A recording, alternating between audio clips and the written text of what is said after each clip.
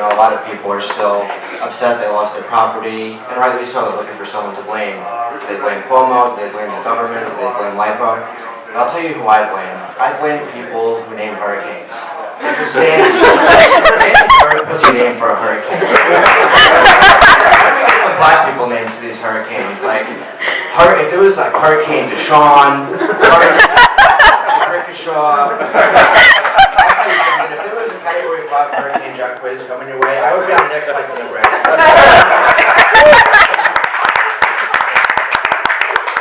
But we're all okay now. And anyone here a Knicks fan?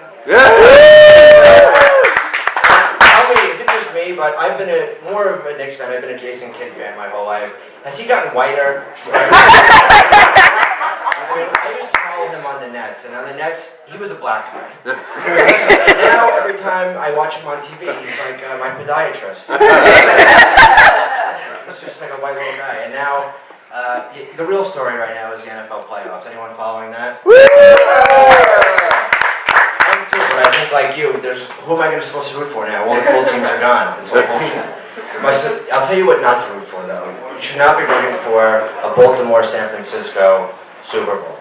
Because you're going to have the media jam down your fucking throat the most boring story I've ever heard, which is the Harbaugh brothers getting together. Who cares about that? You're going to see home videos of little Johnny with the football and he falls down and Jimmy picks him up. I mean, I'm sure they're very good coaches.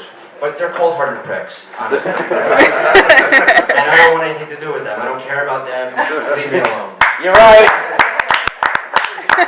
What else am I doing for? Ray Lewis? Ray Lewis is jumping around with his dance moves. I'm ready for Ray Lewis to retire and go to his next profession, which I think he'll be great at, which is the head prison guard at Alcatraz.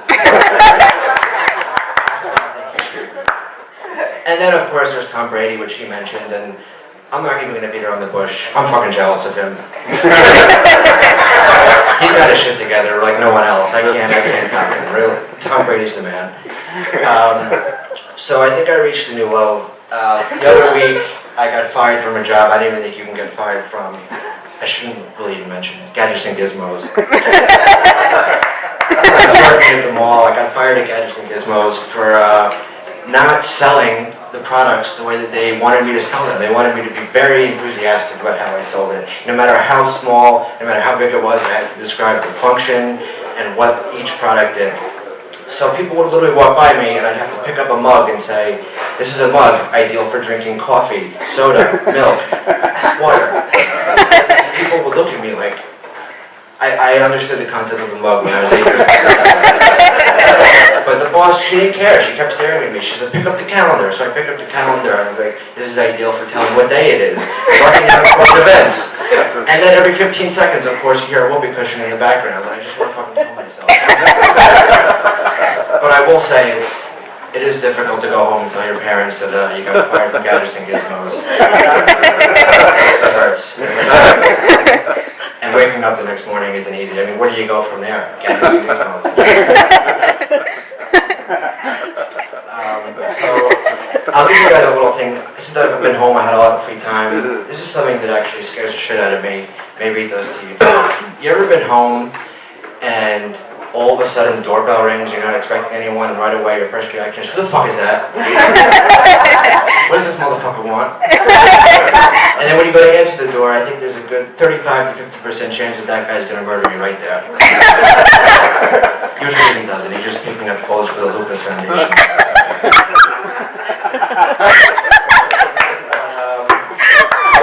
All this free time on my hands, I've been thinking about what are some fun jobs that I could have. And have you already seen Antiques Roadshow? Are you waiting that I watch Antiques Roadshow? But something that does freak me out a little bit is these white guys with covered in tattoos, especially colored tattoos. So I like to think, and I'm not going to say there's a great market for this, but if people were to come up to me and say, how much, if I had this tattoo, would it take to you to put that on your body? And I'll give you an example. If I had a crucifix from the top of my neck all the way down to my pecs, in one color, that would be probably $2.5 million for me to actually put that on my body.